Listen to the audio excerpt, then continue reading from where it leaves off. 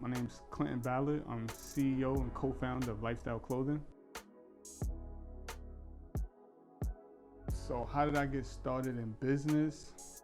It's been a really long journey for me actually to get to this point. So I say it started after I had graduated from college with my chemistry degree. When I was in school, I had my mind set on being a pharmacist.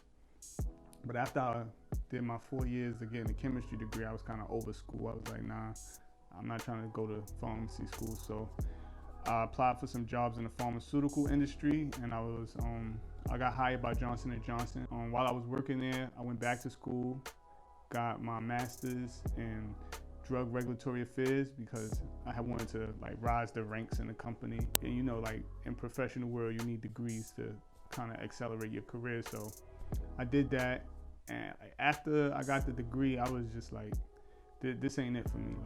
I didn't like the corporate setting. I didn't like being the only black person at the meeting and stuff like that. It just was an old white industry. It wasn't for me. So I was like, what's something that I like to do that I could see myself doing for basically my whole life? And I knew it wasn't working for nobody. So I had set my mind on starting my own business. The first business I actually started was a nonprofit company I had started. It was focused on financial literacy and educating the community. And this was back in 2007, 2008 approximately. And I was trying to get that off the ground, and I just had a lot of hurdles with that. And I just felt like the community just wasn't really interested in that. I would host these workshops and nobody would come. It felt like it wasn't really an audience for it. So, and that's when I kind of got the idea, let me just start a clothing brand. At this time, it's probably again 2008, 2009 now. Me and my friends, two of my friends, Kamal and Iso, we had already a while back played around with the idea of starting a clothing brand, but we never did anything with it. So we had this idea, we were gonna call it Lifestyle. We knew about how we was gonna package it. We knew how we was going to present it out. So I was like, all right, let me take that idea that we already came up with, link up with my friends, and we're going to start this clothing brand. So 2009, I play around with the idea. I buy a screen printing machine, hook it up in my house. I start trying to screen print t-shirts. I learned about burning screens, plastisol, ink. That was a mess. I got paint all over the crib. I was getting paint on me. I was like, all right, this ain't gonna work. Let me go take my work to a print shop. So I started printing locally with some print shops in the neighborhood, making t-shirts, selling them to people in my neighborhood. That was gaining a little bit of traction.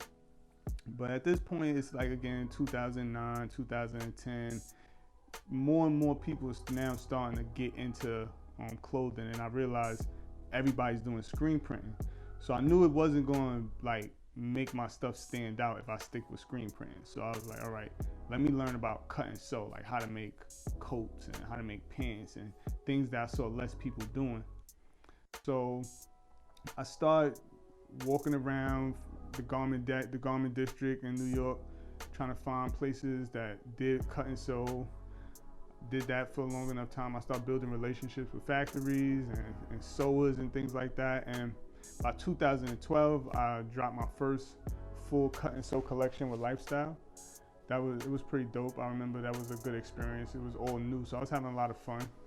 2012 up to about 2016, 17, I'm just doing cut and sew collections at this point. I'm not really even doing any screen printing. I'm trying to get the brand out, trying to get the pieces on celebrities.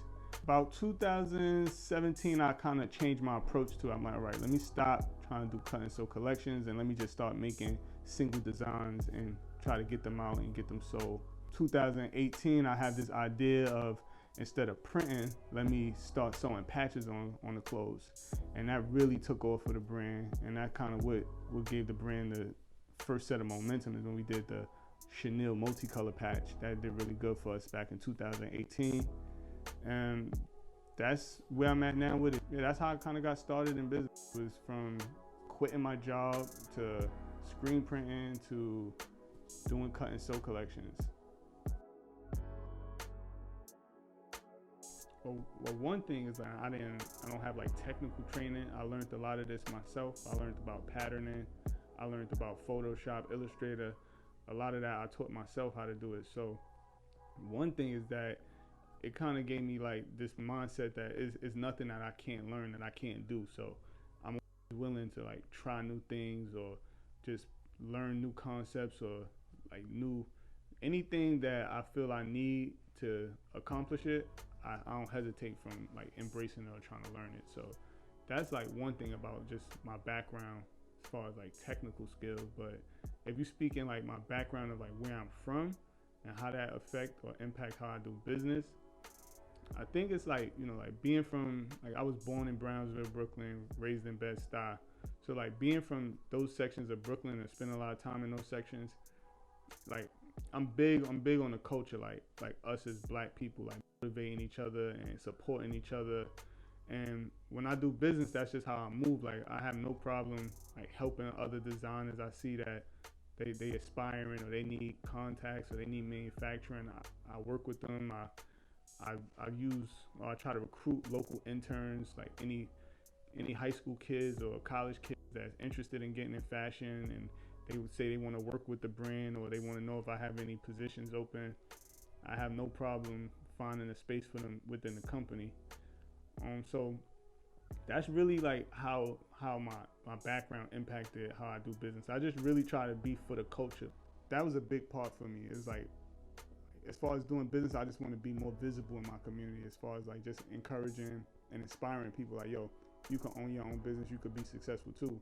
Because I think that's good that we do that, because it creates like a cycle where we encouraging and we motivating each other, and it makes our neighborhoods better.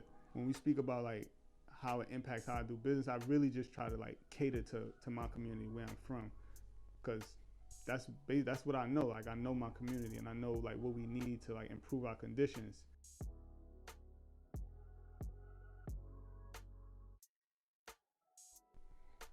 Yeah, I think February is an important month to highlight black entrepreneurship, because that's the only month we really got dedicated like for us, for like our culture and our community.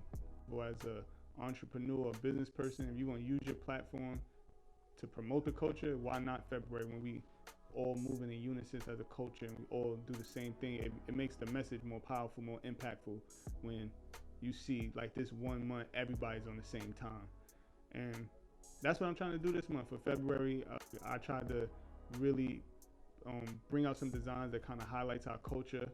I tried to put out content that's inspiring and motivating for the culture, because we, like, as a community, black people, we've been through a lot in this country, and if we could have any moment to like inspire us and motivate us, if we know February is going to be that month, then I want to like contribute to that. I want to like add some fuel to the motivation pot.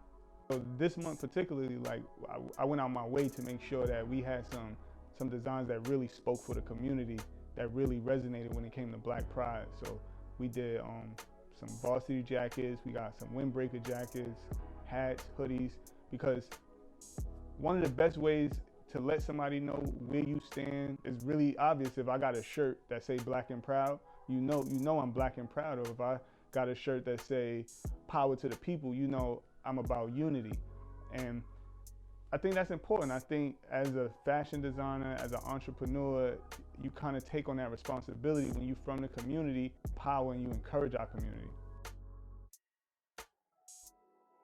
So for me, fashion and Black Pride is connected because fashion is like one of the best ways to get your message across as far as where you stand as an individual, politically and socially. Like, for example, if I got a shirt on that say Black and Proud, obviously, like, I'm proud to be Black. Or if I got a shirt that say Power to the People, I'm somebody who believes in unity, believing in unifying the people. As an individual, it's a way to get your message across if you in your community or even if you out of your community. As an entrepreneur, it's like I feel we got a responsibility as designers and creatives to empower and encourage our community. That if we're gonna do business with each other, that we should not only like support each other, but we should motivate each other, and we should encourage each other like to strive for more. So I try to use that platform that I have to do that, particularly this month with Black History. So we made sure this month that we had some designs that really spoke for the community, that really resonated with Black pride. So we did a special varsity jacket, we did a hat, we did some hoodies, we did some sweatshirts, and just tried to really tap into the culture as far as the designs and pieces that you could wear that you feel proud to be Black while you're wearing it, but you're still looking cool while you're wearing it. Yeah, I feel we've done a good job, but we could always do better though. To be honest, like that's not like the foundation of my brand. So I don't want to get lost too much in sending political messages because that's just not what the brand is founded on. That's not my brand's vision. But just as a conscious business owner, as a conscious entrepreneur, I can't continue to have a business and have a company and not get those messages or get those designs across.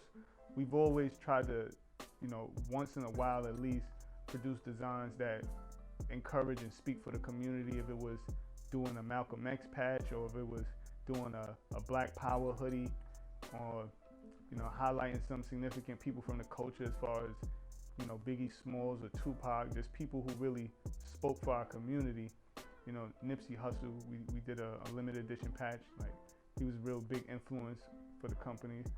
So to answer that question, I would say yeah, we could do better, and that's something we are working on constantly, is being a voice for the culture.